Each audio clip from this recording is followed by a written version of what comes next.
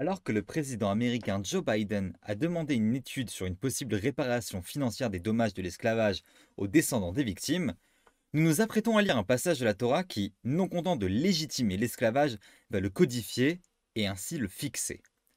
Que pouvons-nous penser de ça? Je suis Mila Karman et vous écoutez Parshayeka. Il y a beaucoup de choses à dire sur la paracha.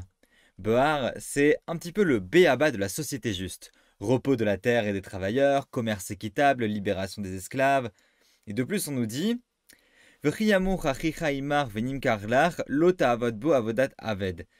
Si ton frère près de toi réduit à la misère se vend à toi, ne lui impose pas le travail d'un esclave. C'est comme un mercenaire, comme un hôte qu'il sera avec toi. Il servira chez toi jusqu'à l'année du jubilé. Alors il sortira de chez toi. Lui ainsi que ses enfants, il retournera dans sa famille et recouvrera le bien de ses pères. Quand une personne était réduite à la pauvreté à l'époque, elle devait s'en rendre elle-même, c'est-à-dire sa force de travail. Mais la Torah nous dit de ne pas lui imposer des choses trop dures et de le considérer comme égal. Super. Mais ce n'est que le Evad Ivri dont on parle ici, c'est-à-dire l'esclave juif. Pour l'esclave non juif, le ton est un petit peu différent. Avdecha vamatecha asher iulach me'et hagoyim asher sevivotechem me'em tiknu evet va'ama. Ton esclave ou ta servante que tu veux avoir en propre doit provenir des peuples qui vous entourent. À ceux-là, vous pouvez acheter esclaves et servantes. Vous pourrez en acheter encore parmi les enfants des étrangers qui viennent s'établir chez vous et parmi leurs familles qui sont avec vous, qu'ils ont engendrés dans votre pays, ils pourront devenir votre propriété. Vous pourrez les léguer à vos enfants pour qu'ils en prennent possession après vous et les traiter perpétuellement en esclaves. Mais sur vos frères et les enfants d'Israël, un frère sur un autre, tu n'exerceras point une domination rigoureuse. Alors les autres, ça va, pas de problème, on en fait ce qu'on veut, mais tes frères juifs, attention. Ne sommes-nous pas très ambivalents face à ces textes? D'un côté, on demande, parmi les personnes qui composent notre société, de faire preuve de beaucoup de précautions, de ne pas les maltraiter. Mais de l'autre, ça accentue la différence avec les esclaves non juifs. Comment comprendre cette permission? Pour cela, vous vous en doutez, il faut déjà essayer de comprendre ce qu'est un esclave à l'époque de la Torah et après. Je vais vous livrer ici un extrait de Kaniyot à Halacha. La situation d'un esclave dans les temps anciens était vraiment horrible. Il était comme un objet appartenant à son maître qui était libre de faire ce qu'il voulait pour obliger l'esclave à effectuer des travaux pénibles jour et nuit et pour l'utiliser à toutes sortes de fins perverses. Le maître pouvait battre son esclave sans pitié pour toute faute majeure ou mineure. Il pouvait mutiler ses membres de façon permanente sans craindre aucune sanction. L'esclave pourrait être rendu aveugle à n'importe quelle fin souhaitée par le maître. Hérodote écrit que les Scythes rendaient aveugles leurs esclaves captifs pour qu'ils travaillent à la fabrication du beurre, et qu'il y avait plusieurs autres raisons pour lesquelles les esclaves étaient frappés de cécité, au point que le fait de leur faire perdre les yeux est devenu un symbole d'esclavage. De même, les prisonniers de guerre étaient rendus aveugles en signe d'esclavage, et cela a été fait en particulier aux rois et aux officiers de l'armée vaincus, en signe de vengeance et d'asservissement. Pour la même raison, par exemple, Shimshon fut aveuglé par les Philistins. Pour une faute commise dans son travail ou pour avoir brisé un récipient, on pouvait couper les doigts ou les mains de l'esclave, ce qui était apparemment aussi fait aux prisonniers de guerre en signe d'asservissement. Cette pratique était également en vigueur chez les Romains. Sénèque rapporte que pour le bris d'un petit récipient, les mains de l'esclave étaient coupées ou il était même mis à mort. L'amputation des oreilles d'un esclave était si couramment pratiquée qu'elle a été établie comme une punition pour les esclaves. Le code d'Hammurabi stipule que si un esclave frappe une personne libre sur la joue, son oreille doit être coupée. Et si un esclave dit à son maître "Tu n'es pas mon maître" et qu'il est prouvé qu'il est en fait son maître, alors son maître doit lui couper l'oreille.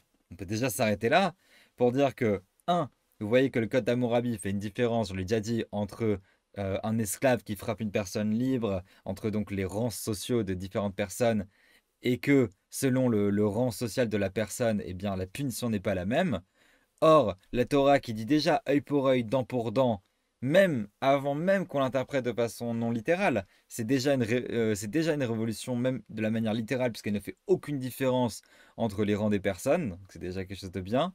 Et en plus, on peut noter l'amputation des oreilles, la symbolique très très forte de l'amputation des oreilles. Peut-être que le fait de poinçonner l'oreille à un esclave qui n'avait pas envie de partir de chez lui, était-ce justement une forme déjà une sorte de révolution allégorique par rapport à l'amputation des oreilles d'un esclave qui était faite jusqu'alors. Mais donc, en résumé, il n'y a rien qui empêchait un maître de faire tout ce qu'il voulait à un esclave. Il semble même qu'il rendait les esclaves sourds afin qu'ils ne parlent pas entre eux pendant le travail ou pour d'autres raisons. Et il leur cassait ou leur arrachait les dents pour qu'ils ne puissent pas manger beaucoup. Cicéron décrit comment il était courant chez les Romains que si un esclave connaissait des preuves contre son maître, celui-ci lui coupait la langue afin qu'il ne puisse pas témoigner. Et la mutilation des esclaves, que ce soit par des coups infligés sans raison dans un but souhaité par le maître, était si courante que des taches de sang étaient appliquées sur les parties exposées du corps de l'esclave afin de le marquer comme esclave. Et les taches de sang étaient un signe d'esclavage. Et donc, c'est en fait contre tout cela que la Torah est venue améliorer le sort des esclaves et leur valeur autant que c'était possible à l'époque. Parce que pour avoir battu à mort, la Torah, si on bat à mort son esclave, déjà juste ça, eh bien, il est écrit qu'il y a la peine de mort pour les rabbins, ils interprètent ça comme ça. Mais pour avoir même causé des taches sur les parties du corps, ou pour avoir un petit peu frappé, ou pour l'avoir blessé, eh bien on doit le renvoyer libre. Et oui, la Torah interdit de frapper son esclave, de le mutiler, de le rendre libre, ça se passe. Le lot de l'esclave étranger est donc complètement amélioré. Le lot de l'esclave juif, lui, est bien meilleur que certains travailleurs à Amazon aujourd'hui. Les sages nous disent que non seulement on doit le traiter bien, mais s'il n'y a qu'un seul lit, par exemple, c'est l'esclave qui le prendrait. Et il décrit à propos de tous les esclaves qu'on leur donne à manger avant soi-même, qu'on ne doit même pas élever la voix contre eux.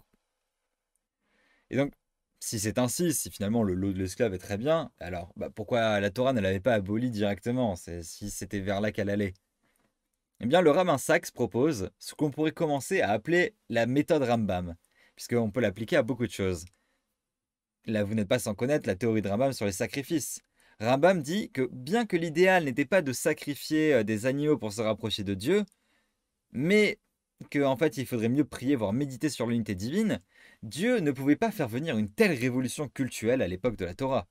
Il leur a donc laissé la possibilité de faire des sacrifices, mais selon ses propres règles, pour que l'humanité progresse à son rythme. Et le rabbin Sachs avait appliqué la même logique à l'esclavage. Il a grandement amélioré les lots des esclaves juifs et non-juifs. Le juif est élevé au rang de super salarié et l'esclave de non-juif se voit attribuer des garanties qui n'existaient nulle part ailleurs dans le monde entier. Et d'ailleurs, un exemple que j'aime bien donner, c'est la différence de traitement pour l'esclave qui s'enfuit de chez lui entre le code d'Hammurabi et la loi de la Torah, le code d'Hammurabi qui précède la Torah. Pour le code d'Hammurabi, tu n'as pas le droit d'accueillir un esclave en fuite et tu es même peut-être passible de mort si tu le fais. Et pour la Torah, tu as l'obligation d'accueillir un esclave qui fuit son maître et de le protéger, et tu as l'interdiction de le redonner à son maître. Donc, en conclusion, on ne peut pas juger anachroniquement des anciens textes avec nos yeux de moderne, mais on peut juger que déjà à l'époque, et comme on a pu maintes fois le constater, la Torah est très, très en avance sur son temps. Et non contents de s'en satisfaire, les rabbins, dans la Mishnah et la Gemara et dans les textes postérieurs, ont constamment eu pour but d'améliorer finalement l'interpréter, d'améliorer le traitement des esclaves, d'améliorer le traitement des juifs, d'améliorer juste la société dans son ensemble.